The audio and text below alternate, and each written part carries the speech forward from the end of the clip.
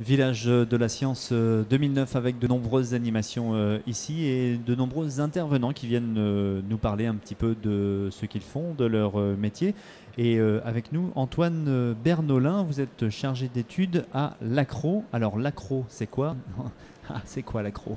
Alors l'ACRO, c'est l'Association pour le contrôle de la radioactivité dans l'Ouest.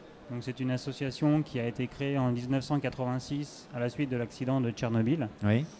Alors que le pays manquait cruellement d'informations des suites de l'accident. Une association s'est créée avec environ 1 millier de personnes, décidées à mettre en place une structure permettant d'avoir de l'information sur le nucléaire, à la fois objective et indépendante. D'accord. Alors concrètement, dans l'association, combien vous êtes? Qu'est-ce que vous faites sur le terrain et comment ça se passe?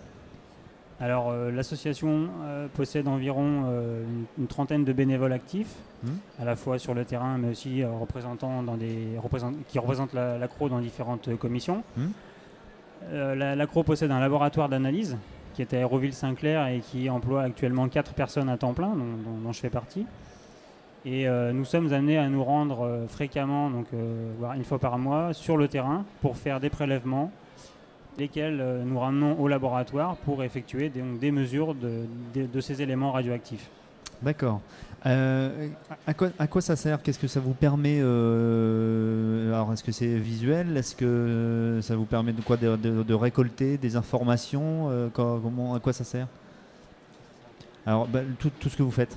Eh ben, ça sert à connaître les niveaux de radioactivité qui sont présents dans l'environnement. D'accord. Alors pourquoi il y a de la radioactivité dans l'environnement? Il y en a naturellement, mais il y en a aussi qui est émise par l'industrie nucléaire.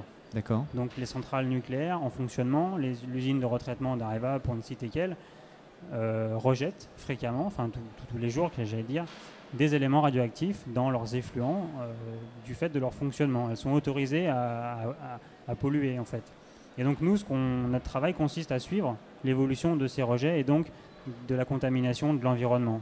À la fois l'environnement par le biais d'indicateurs animaux, des végétaux, des sédiments. Oui. Voilà, on s'intéresse à tous les compartiments du milieu. Ça veut dire que, donc vous me dites là, il y a des rejets entre guillemets naturels, d'autres qui ne le sont pas. On arrive à faire le distinguo des deux? Alors, ce n'est pas des rejets naturels. La radioactivité naturelle existe un peu partout. Oui. Vous comme moi, nous sommes radioactifs. Je suis radioactif, moi? Tout à fait. Aïe, mon Dieu. Mais ce qui concerne la radioactivité artificielle, c'est celle-ci qui est rejetée par l'industrie nucléaire, puisqu'elle est fabriquée et elle est ensuite rejetée. Donc c'est celle-ci qu'on peut mesurer. En fait, on peut mesurer les deux. On a des appareils qui nous permettent de faire la différence, effectivement, entre les différents éléments. Alors, dites-nous un petit peu quelle sorte d'appareil vous utilisez, comment ça se représente? Alors, notre appareil le plus performant, c'est la spectrométrie gamma. Ça se représente, on a un stand, si vous venez venir voir tout à l'heure. C'est quoi? C'est un petit boîtier? C'est un cylindre métallique. D'accord. Sur lequel on vient poser un échantillon donc qui peut être un récipient rempli d'un échantillon d'algues ou d'eau.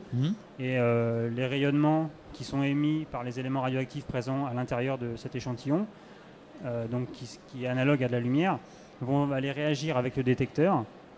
On transforme ça par des appareils électroniques en une impulsion électrique et on bascule ça sur un ordinateur qui nous représente visuellement, graphiquement, la composition de notre échantillon.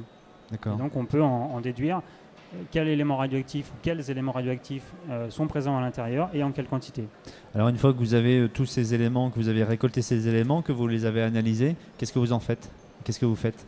Alors, les échantillons, on les conserve et les résultats, on les diffuse.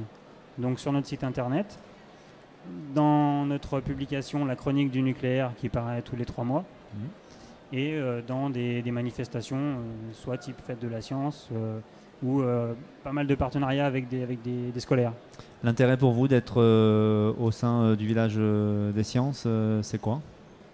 C'est de pouvoir présenter la mesure de la radioactivité simplement, parce que c'est une chose qui est un petit peu délicate du fait que c'est quelque chose qu'on ne voit pas, qu'on ne sent pas, qu'on ne peut pas toucher, c'est pas concret.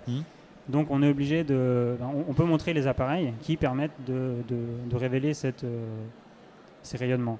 Donc c'est une approche un petit peu particulière, mais qui permet d'accrocher sur cette problématique. Il y a beaucoup d'enfants qui viennent lors des différentes manifestations et là, ça permet aussi de les intéresser. Est-ce qu'ils s'y intéressent déjà?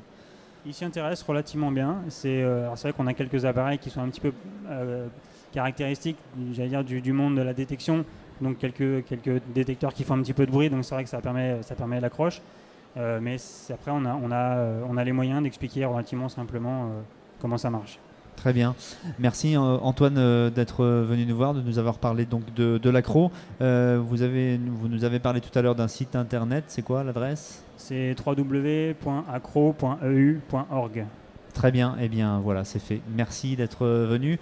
On se retrouve dans quelques instants pour un nouveau témoignage ici sur le Village des Sciences 2009.